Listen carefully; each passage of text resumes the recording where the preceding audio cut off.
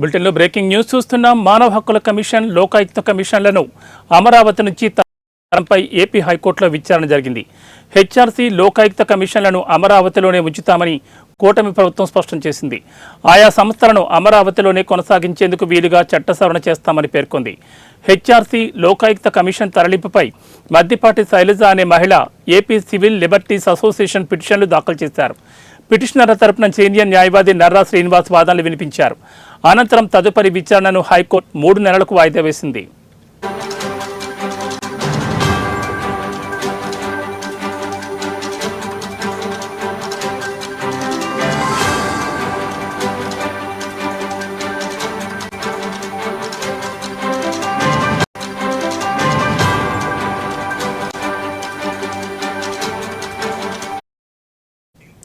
మానవ హక్కుల కమిషన్, లోకాయుక్త కమిషన్లను అమరావతి నుంచి తరలింపు అంశంపై ఏపీ హైకోర్టులో విచారణ జరిగింది.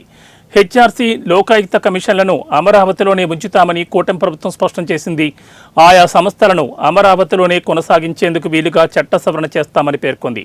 హెచ్ఆర్సీ, లోకాయుక్త కమిషన్ తరలింపుపై మద్దిపాటి శైలజ అనే మహిళ ఏపీ సివిల్ లిబర్టీస్ అసోసియేషన్ పిటిషన్లు దాఖలు చేశారు. పిటిషనర్ల తరపున సీనియర్ న్యాయవాది నర్రా శ్రీనివాస్ వాదనలు వినిపించారు. అనంతరం తదుపరి విచారణను హైకోర్టు 3 నెలలకు వాయిదా వేసింది.